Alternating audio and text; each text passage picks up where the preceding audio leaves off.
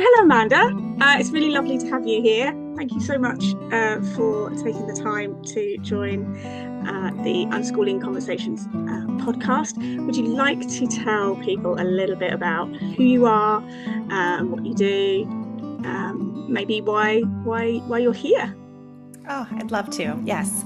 I'm Amanda Diekman. I'm joining you from Durham, North Carolina, which is on the east coast of the United States.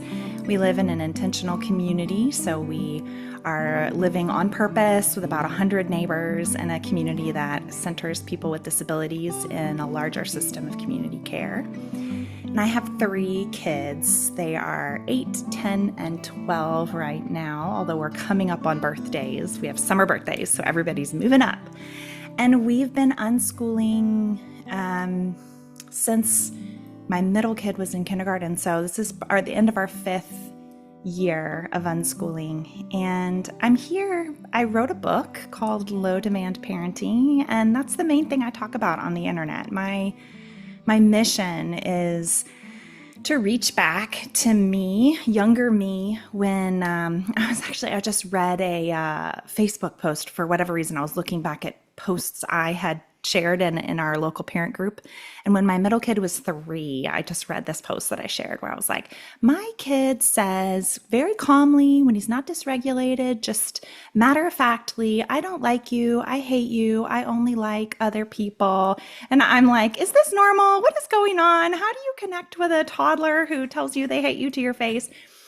So in some ways, it's like that, Amanda, where I had 3 neurodivergent kids. I didn't know any of them were neurodivergent. I was so overwhelmed and completely exhausted and really terrified by the things that I saw on a daily basis in our family. But I was just like playing it cool, just sort of dropping a note like, hey, anybody else have trouble getting their kid dressed? Or like, do meals feel really hard? Just like looking for my people, looking for someone whose experience seemed to represent mine, and finding nothing but the same old messaging of try harder, be more consistent. If you're only staying calm, use rewards, use punishments, use sticker charts.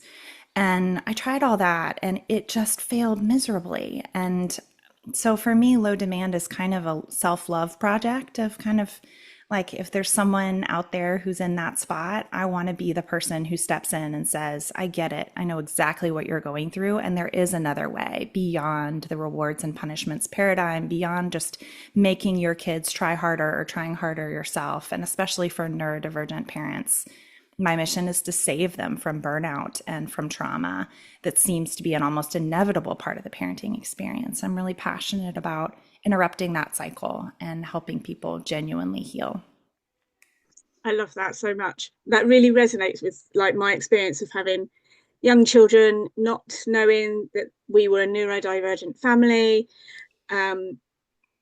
The only difference is I didn't play it cool and reach out. Like I hid everything that was going on in our 4 walls. And there were lots of things that we were already doing differently. So we had already very intentionally put to one side punishment and awards and sticker charts. And so there was a part of me that felt that maybe that was why that was why things were maybe extra. And so we hid a lot of what was probably going on within our 4 walls, meal times, bedtimes, getting dressed, getting out of the house, anything that everybody else seemingly seemed to do with ease. Yeah. And it wasn't, I mean, I had 4 children, 8 and under, and slowly I came to realize that it wasn't just because I had 4 children, 8 and under, that, the load of 4 children wasn't of different ages wasn't the thing. Wasn't it either. it wasn't that we were just really had a lot of young children that needed it was the neurodivergent element that really,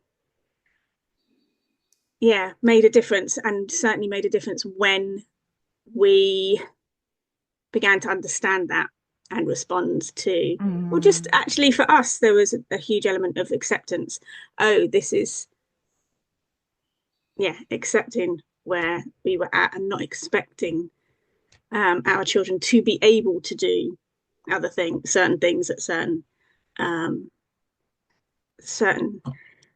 ages. But I love this idea of this kind of this self-love and interrupting that cycle. So how do you do that? That's my question. How do you do that? Like, what would you say to yourself now in that, as looking back on that person, or to families? And I know they're out there, and I know they're listening. To families who are in that position. How would you break that cycle? How would you? Yeah. Well, it's largely that question that brought my pattern seeking autistic brain to trying to puzzle this out, that I knew. So for us, our breaking point was when my middle child went into what I now know as autistic burnout. But at the time, it just looked like a total failure of a child, like none of the things, even although we'd been stumbling along, struggling, but in many ways still passing as kind of typical. When he went into burnout was when he couldn't leave his room, he couldn't dress in clothes, he couldn't eat more than one or two foods, he couldn't speak, he couldn't get in the car, just like everything fell away. And I very quickly had to figure out if this was, like the world was saying, like a total failure by me as a parent and by my kid as like a child, like a failed parent and child experiment is what it felt by all the definitions I'd ever worked with. And I just could not accept that. And it became so clear to me that the only way forward was radical acceptance, was looking at him and saying, I choose you just like this. You do not have to change one thing in order to please me, and creating a positive set of assumptions about what he could do with his day that he was actually meeting, and being genuinely pleased and proud of him for what he was able to accomplish, which ended up being kind of the core of, and then I looked back on it and I was like, well, how did we do that? How did we go from, because if we could do it in that depth, then any family can do it. And that's the whole system that became the 6 steps of low demand parenting. But the methodology really hinges on this radical acceptance piece that comes first, which is really, it's deconstructing ableism, which says that we are only really worthy, only really human, only really fully embodying our divine worth, our sacred worth, if and to the degree that we are in the world doing the things. Our being is tied to our doing, and our worth is tied to how much we're doing. And I had been very steeped in that. And so when I think about what I would say to myself, because what I said to my kid is like, I love you just like this. But what I said to me was, you're allowed to stop. You're allowed to let go. You're allowed to choose your own path. And what became really clear is that there was a whole wide world out there off the beaten path. And I'd been so stuck to doing the next thing and staying in the bounds and performing and perfection. And when that busted open, I discovered how to live all over again, is what it felt like. Emotionally. Yeah, so this for me is this element of kind of unschooling ourselves. Like, you take something that we apply to our children, like an unschooling principle that we apply to our children, so the radical acceptance piece, and then we go, well, hang on a minute, hey, what, there's I'm going to say mismatch. It's not the word I'm looking for, but a mismatch between the way we treat our children and then maybe the way we treat ourselves or our partner. We go, hang on a minute, what would happen if I accepted this about myself? What would happen if let's just take a moment and go, what if I don't value myself and rate or my self-worth based on what I do in a day, because I'm actually exhausted, or I'm struggling to get 100 things done in a day because actually that's unrealistic, or just tying our worth to like you were saying, our doing. What happens if I radically accept myself and recognize that I am worthy just because I am, and seeing what that opens up for you. Yes, exactly. When you say unschooling yourself, I think about the deschooling process that we've become familiar with for our kids, that it takes time, literal days, weeks, and months to deprogram from all the things. Are you curious about unschooling and want to know more? Perhaps you're on the edge of starting this adventure, or maybe you've been doing this a while, but you're looking for inspiration. After more than 13 years of unschooling 4 children and over 5 years supporting others on the same path, I have a vast library of resources that I'm happy to share with you for free, whatever stage of your journey you're in. You can check out the link in the description of the podcast, or you can head over to my website at liveplaylearn.org and look for the free resources tab. And there you will find lots of things to inspire you to keep living, learning and playing together. I said that the wrong way round, didn't I? Anyway, it's also a great way to make sure that you don't miss an episode of the podcast, which we will get back to now. Even if our kids never set foot in a school, they are still schooled by the world that we live in. If they have any exposure to popular culture through video games or TV or grandparents or extracurricular activities, then they've witnessed adults are in charge, kids are quiet and listen, good kids are the ones who follow the rules, bad kids are the ones who don't, that the only way you're going to be recognized is if you are either the very best or the very worst. But we're still going to praise the ones who disappear in the middle because they're just so easy and pleasant. And in all things, their goal is to please adults and to survive, and that their flourishing, their uniqueness is never really considered. Like, essentially, no one cares. No one's asking, are you actually happy? Is there some other way you would like to be doing this? Because doing it the way you're supposed to is so prized. So like that whole mindset is absolutely everywhere. And if we're going to start to foster real creativity and autonomous learning and self-advocacy and all the things that unschoolers, I think we want that for our kids, or we wouldn't have made this decision, that there's a time. And I like to just tell parents, like, literal time. I'm not saying like 5 minutes. Like, it takes months for our kids often doing whatever they want, which is often also like lowest bar, right? Like, they might just read or like sit in a tree or stare out the window or play video games or watch silly YouTubers enact different skits. Like, it takes time to decouple from all of that. And then to come to our conversation, like for ourselves, think about how much longer we've been in that mentality. And so I'll give like a little example of what my deschooling myself, and this is an interesting one for my husband and I. So at the end of the day, the dishes are dirty and like someone's got to wash them.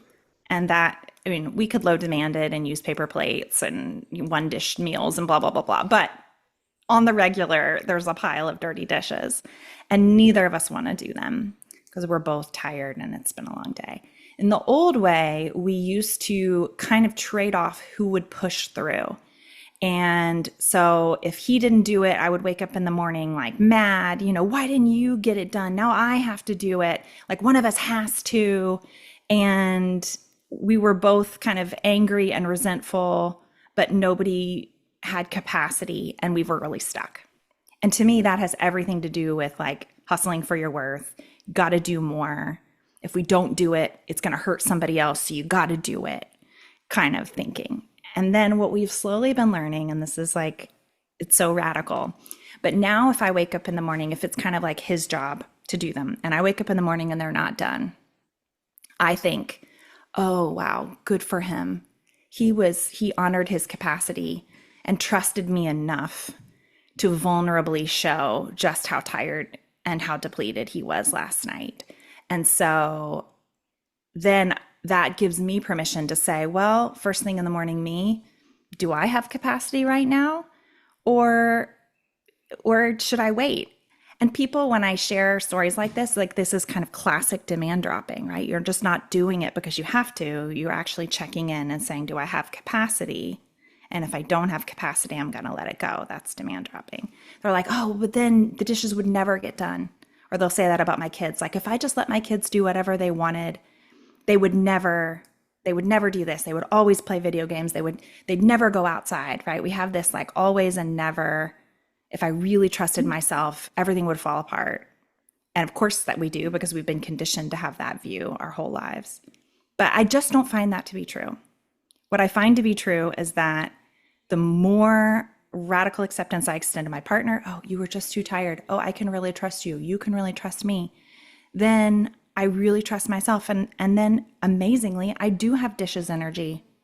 Like not always right first thing in the morning, but at some point I'll be like, oh, I'm listening to this podcast. Like I might as well. I don't really care. It would be kind of fun. I play in the water. I look out the window. I listen to my podcast and suddenly they're done. And it didn't hurt anybody, right? I didn't have to push through. I had to trust myself enough and create conditions where I have a life that's actually doable for me, where I'm not always outside my boundaries. So I'm not always exhausted. So I have margin to do the things that matter to me. And to me, that's the essence of like how deschooling and unschooling ourselves shows up in adult life, is that we're not resentful and exhausted and pushing through all the time, but we're actually living within our own capacity.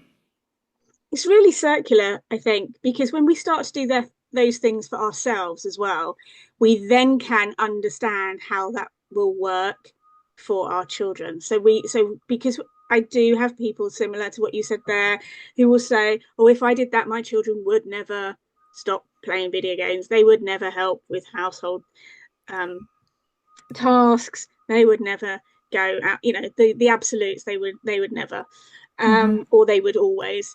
And so it kind of becomes circular in that way. Yeah. If we can apply those things to ourselves and say, or just experiment, like just, okay, well, what would that be like? What would it be like if I did honor my capacity and say, I can't do that right now, and check in with myself and go, oh, that's what I'm actually feeling. And I'm not going to push through. I'm going to take whatever time I need, whether that's 5 minutes or 5 days or whatever, just to see that through and to honor our own needs. And then, and when we see that working out, how that works out in our own lives, then we can begin to apply that to our children and say, okay, this does work, and it will work. I don't like the phrase "will work," but anyway, we'll go with it for now. For our children too. But similarly, if we can see it happening in our children's lives, then we can start to apply it to our lives. As well. Yeah, I like we're all that. bound together in this. And it also helps to unlearn this idea that like we know best. Like one of my favorite parts of deschooling myself has been deschooling the good girl who always did well in school and was prized for that. And giving myself permission to make mistakes and to not know and to be learning and to get it wrong and for my kids to know better than me and to truly follow them rather than feeling like to be a good grown up I have to always know. I have to be like, there's some emphasis on being like a sturdy parent. Like kids will only feel safe in the context of a parent who's firmly in control. And I can believe that there are kids who feel safer in a very structured environment where they have total authority from their parent down. I can believe that. I actually don't believe that's best for the whole child or the whole of humanity, for those children to be fed, for that part of them to be fed so intensely. I think that teaching those children how to think for themselves and how to unlearn the part of them that wants to be told exactly what to do would be helpful. But anyway, many children do not, and my children definitely do not want an adult who is always in control, always telling them what to do, always knows best. That is deeply frightening to them and deeply disabling. And that it's just not talked about enough in parenting literature. It's like this unquestioned assumption. And I think it's time to question it. It's not helpful to so many of our neurodivergent kids. And it's not helpful in this new world that we're living in. We're raising digital natives who've been online and who've been in this virtual gaming digital world before they can even, like, it's their first language is this world, and it's not ours, and it never will be. And in some ways we're like immigrants, like trying to learn how to speak two languages at the same time. We have to really trust our kids very deeply to follow them into this new world, the world that they are creating, the world that they understand in ways that we never will. And that helps me to remember, like, well, of course I don't get it, because this is not my world. This is a new world. Of course I got that wrong. Of course I'm scared. Everyone would be. And that kind of posture is very, I mean, yeah, it requires a lot of deschooling from like good parenting myths that we've been forced to wrestle with. Yeah, I think like you said before about schooling, like the way that we parent, it's kind of just part of our society. Like Yeah. that's how you do it. No Yeah. one, I know there's a lot of parenting books that will try and explain why and the reasons why, but many folks don't really need to read those books. It's just part of how we as a society en masse parent parent our children. And I think you used the word disabling. Really, it is disabling for children to think that adults have all the answers and know everything. And it's really freeing for it's really it really changes relationship dynamics within families when parents are able to come to that relationship with authenticity, not feeling the burden of having to know all the answers. So and in terms of learning, and I'm thinking about when children ask us those questions, why does, I try to think of one my daughter asked me today and I didn't know the answer, and I just say, I don't know, we'll look it up together. Mm-hmm. Without feeling the pressure that I have to know everything and I have to teach them everything. Like that's not, it's not helpful. I think it disempowers our children, Mm-hmm. rather than either, like the example I was giving, you know, going and finding out the answer together. Let's go Mm-hmm. and work out where we can find this answer and what that looks like. Um, or the example that you were giving, actually, you know more about this than me. Like Mm-hmm. we've definitely reached a stage in our house. So my eldest has just turned 18, but like for years, if my younger two have um particularly Minecraft questions. Like, I'm like, I am not the person to ask. This isn't my area of expertise. You need to go and ask your brother, because he will know, and he'll sit down with them and, show them whatever they need to know, and I'll be looking on, trying to get to grips with it, but not really understanding, because it's far exceeded my knowledge and playability Yes. in Minecraft. But it really helps. I feel it in our family dynamics that everyone has kind of areas of expertise, and everyone feels confident in those things and can bring that to the table, but also everybody is able to say, I don't know. I don't know the answer to that, or can you help me, which is another deschooling thing. I mean, as adults, we have been absolutely conditioned to not ask for help. Our schooling says you are all in competition with each other. You mustn't cheat off. You mustn't look at the person's paper next to you. You mustn't do no teamwork. You must absolutely do this on your own. Even if you're doing a collaborative project, all of you are marked individually on your contribution. Like, you go into an interview and it's you against everybody else. The move away from, like, asking for help, collaborating, connecting with people, working together, it affects our humanity, actually. Yes. And I see in our family, and I see in our community and amongst the unschooled families that we've been part of for nearly 15 years, the way the children help, support, openly say, I don't know, can you help me? And someone else jumps in and says, yeah, I can do that, I can show you that. Let's come over here, and I've got this piece of kit that'll help you, you can borrow it. It's so refreshing. I love it. I feel really bubbly talking about it. I don't know if you can tell. It's a completely different dynamic. And I don't know where it's stemmed from in terms of our conversation.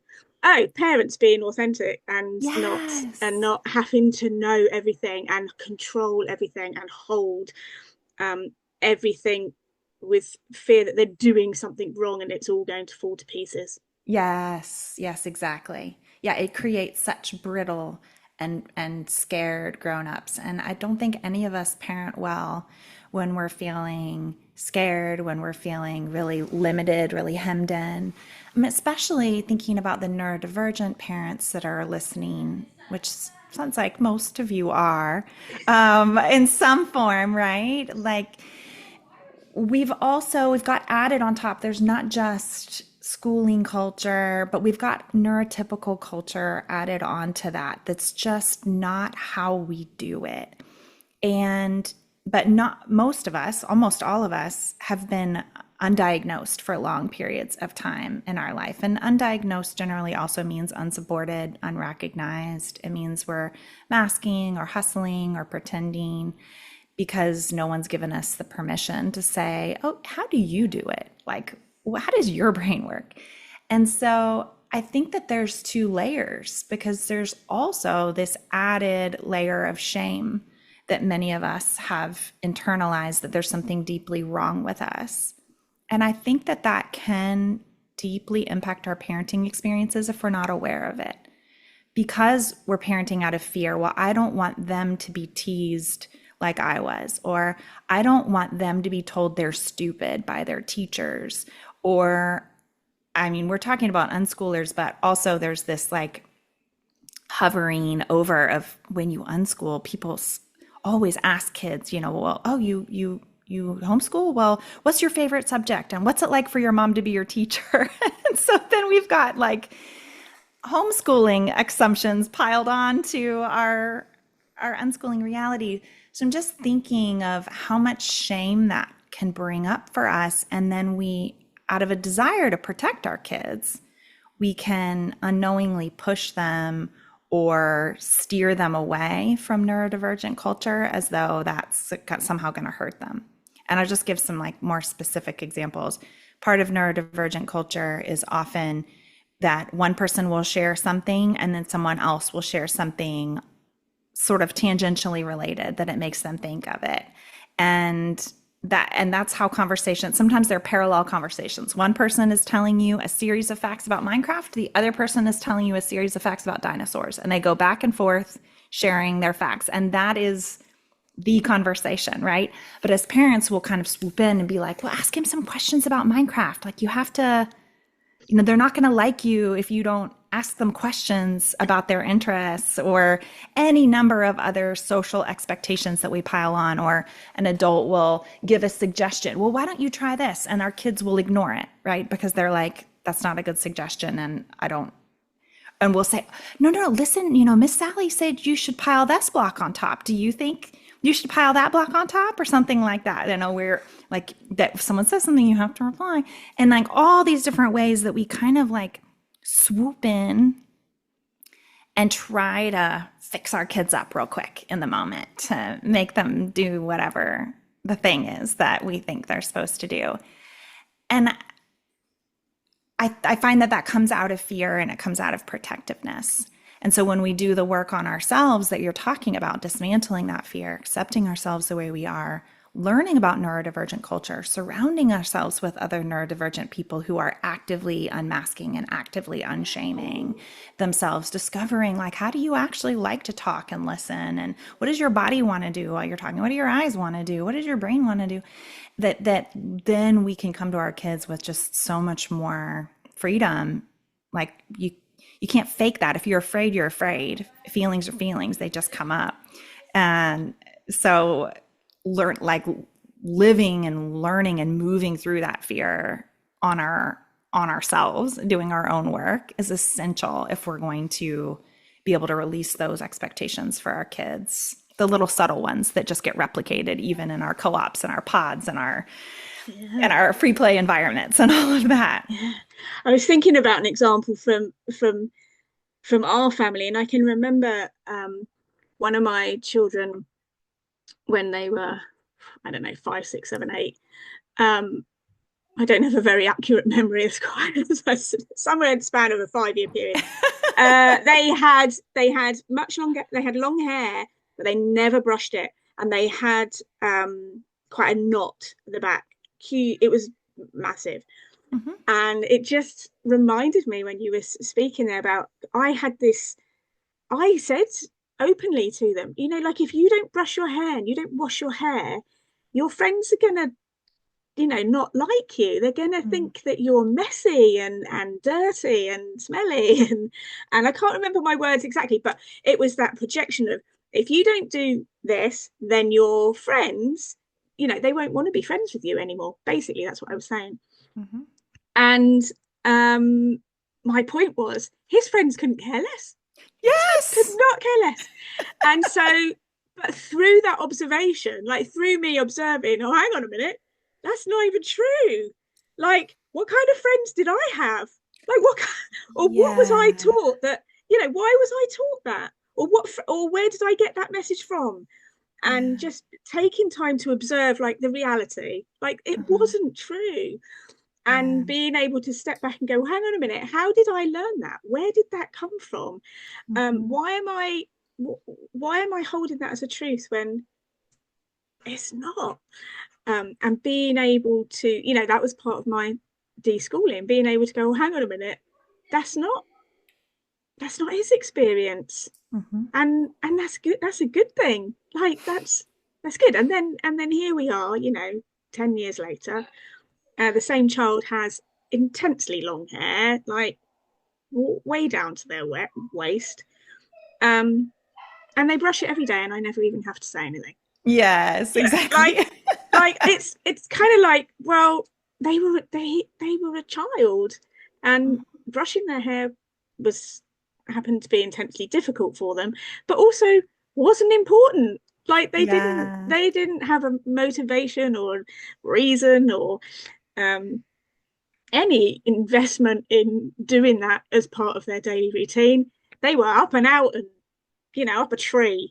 That's what they wanted to do. And it made no difference 10 years down the line to how they present themselves and take care of their own physical needs now. So so that was part of my deschooling, I guess. Yes. Well, and I even flip it around, like it made no difference. I actually like imagine the benefit, right? Like they learned something that you never did. They learned, oh, my friends don't love me because of how I show up on the outside. They have a lot of capacity for me to be messy, to be smelly, and all that can be fine. Or they don't, or I'm not. I'm just different. And different does not mean bad and worse. And so now they have that knowledge bank way down deep inside, which gives them the freedom to grow the hair that they want, to only foster friendships with people who treat them that way because they know that's how they deserve to be treated. And I think it's also a little bit about how we like frame their behavior. So when our children say no to us, or when they express, you know, what they are actually genuinely feeling, you know, for us to be able to say, look how articulate my child is. Look how they honor themselves. Look how they know deeply about who they are and what they need. And seeing that as a valuable characteristic, you know, because earlier you were talking about about how those things are often not valued, and how they are often shamed, and it leads to masking. It leads deeply. I think you were talking about the context of burnout. Those are the things that lead to burnout. It leads to depression. It leads to physical illnesses as well. But if we can get in the practice of reframing our children's behavior and how they show up, and saying this is a really, really good thing, that also helps our deschooling, or is part of our deschooling, I think, and that understanding unschooling and neurodivergent culture, that radical acceptance. So this is the part where I'm going to tell you about the Unschooling Village Hub. I wonder if that's something that you've heard of yet. It's a membership group I run for community, but also inspiration and peer support. Members get access to regular teaching and coaching workshops, self-care sessions, because taking care of you is really vitally important to your unschooling, and lots of practical resources for unschooling in your family. It's packed with value, events, and compassion. The best bit is it's only £20 a month with no ongoing contract. You can simply stay as long as you need us. You can find out more by checking out the link in the podcast description, or heading over to the website liveplaylearn.org and sign up there. And we very much look forward to welcoming you into the Unschooling Village Hub. We're here for you wherever you are on your unschooling journey. And now, more from the podcast. Yeah, just this morning, one of my kids, we had a speech therapist over, and we were just chatting and about that child's self-advocacy skills, and they were like, yeah, I just say I would not like to answer that.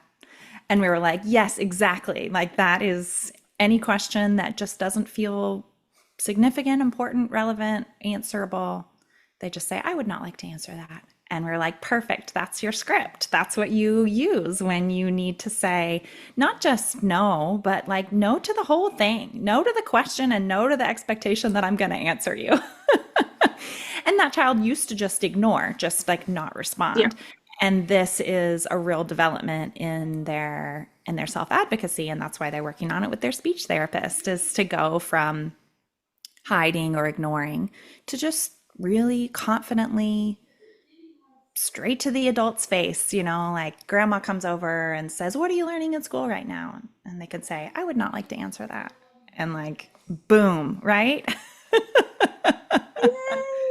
I think the idea of being able to leave as well is Yeah. one of those things that as adults, as parents, we really struggle with when children don't want to be in an environment where they maybe have previously, that morning said, yeah, I do want to go to that group, I do want to see my Mm-hmm. friends in that place, and then they get there and for whatever reason, typically in our house it's because something's become overstimulated, there's too much Mm-hmm. noise, there's too many people, something changed that wasn't quite what they were expecting for whatever reason, and then they go, I'm done, I Yeah. am leaving now. And that is something that a lot of parents really struggle with, that idea that no, we've spent money on this, so we need to Mm-hmm. see it through to the end, or it's not Mm-hmm. polite. There's loads of reasons that we've been, so like I now actively practice it on small things, like when you're listening to a podcast and Mm-hmm. you get halfway through and you think, this isn't doing it for me, or I'm a bit bored, or for whatever reason, turn it off. like Yes. like you don't have to finish listening to the podcast. And also that's a really safe way of practicing, because Mm-hmm. actually you're not you're not actively engaging with someone else, but it's a really good way to practice the I don't want to be here and I don't want to be doing this, Mm-hmm. and therefore I'm going to leave. And Yes. I think it's something I observe in my children that they do really well. Mm-hmm. um, and yeah, I think that's part of my deschooling process, like we were talking about, that cyclical Yes. thing, is to kind of go, oh yeah, that would be okay if I wasn't feeling that's where I wanted to be in that particular moment for whatever reason. Yes. I can leave. I've been thinking of that too. A couple of different things come to mind. One, I was recently in a doctor's appointment and we had a like 15-minute, 20-minute lull where a test was running. And I could tell that the person was just going to chat with me. And I don't like to sit and chat. Plus, there were those terrible overhead lights that they always have in doctor's offices, and I couldn't sit up that long. I needed to lay down because of my chronic illness.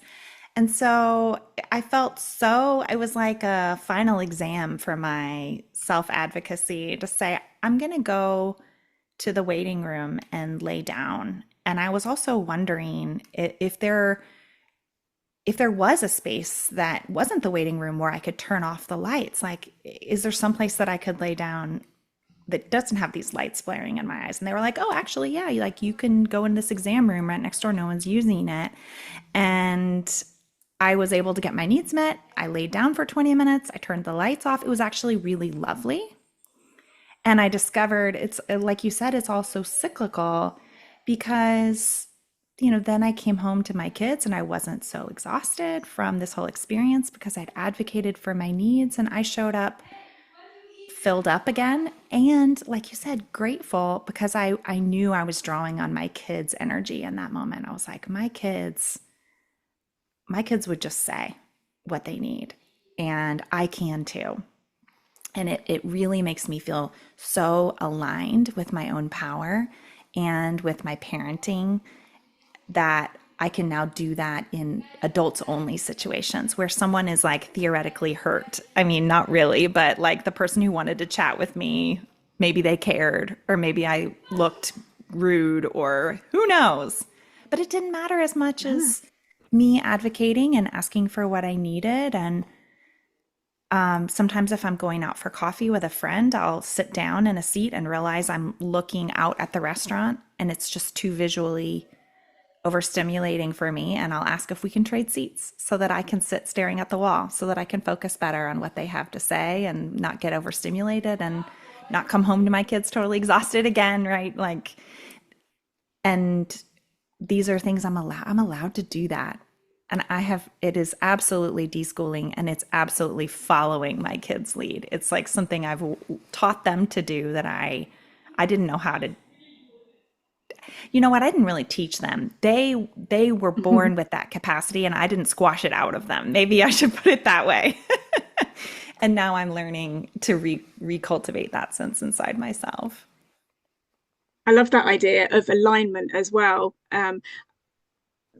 When we are living by the same principles that our children are living by, and that we are actively cultivating for our children, and then we deschool and move into that space as well. That alignment where we're all kind of on the same page is really, really valuable. I think children notice when we are misaligned, and when we are almost providing this space for them to kind of live one way, but we are actually living a different way. We're still living under the old paradigm. And so actively deschooling and intentionally bringing in different aspects into our own lives and applying those principles to ourselves enables us to live in alignment as a family, which is really beautiful. You made me twitch when you said that you want to sit in a restaurant looking at the wall talking about doing things differently. I can't do that. I have to be the one who sat in the corner looking out. Like I have to be able to see. I can't have things going on behind me that that I Yes. don't know about. Makes me, and when you said it, like I could feel my body kind of go, oh no. No, Yeah, and I no, I find do that that differently. it's so true that there's often connections there. Either the person is like, oh, I can't do that either. And then we sit side by side, and how lovely is that? Yeah. Or they're like, oh yeah, actually I need to look out, or I like looking out the window, or it's actually too loud for me in here anyway. Could we move to a different part of the restaurant, right? Like just one person getting brave with their needs. It seems like the other person would be somehow hurt by that. But the opposite is true. It creates space where their needs can come into the mix. And even if you have contradictory needs, oh, this happens for our kids all the time. It seems like if one of them advocates, then that's going to like shut down another one, and they're going to get stepped on. And especially if you've got some kids who are higher support needs than others, it feels like, oh, well, if I just let you run the show, then that's going to make your sibling not get their needs met or whatever. There's this zero sum game where only one person's needs can be getting met at any one time. That's the kind of dominant paradigm. But the new paradigm is like, well, let's figure it out together. Oh, neither of us want to be looking at the wall. Huh. Where could we sit where there's no wall? Could we sit on two sides of the corner and both be looking out? Can we ask the restaurant to turn the music down? There's just 1,000 ways in our families and in our friendships that deschooling the assumption that we should stay quiet and be good and make things easy for other people, that like once we get outside of that, then there's just 1,000 possibilities open to us. That is really beautiful. And I think I'm going to call this episode "Doing Things Differently," because I'm really enjoying that discussion, and I really want to thank you for coming and sharing. Of course, as usual, I will pop all of your links, and people can find you in the show notes. So they can come and find out more about what you do and how you can support families, which I know is part of your regular setup. I don't know what the word is. Yes. But it's been And really great. I'll just make a note if people listen to this podcast and then like come connect, I love it if you just send me a DM and be like, I heard you on Heidi's podcast and I really liked the part about telling your doctor you wanted to lay down or whatever. It just feels like it broadens the conversation and it helps connect the dots for me too, that like real people are listening and real people care. And so I just want to put that note. Some people hate to be messaged, but that's not me. I'm not one of them. Yeah, thank you for clarifying that, because you're right. I do have a range of people on the podcast, and some are just regular parents who come and share their story, and then we have people like yourself who are able to connect in different ways with people. So yes, that's really helpful, actually. I should do that more often, or should invite guests to do that more often. So thank you very much. Thank you. What an honor. Loved this.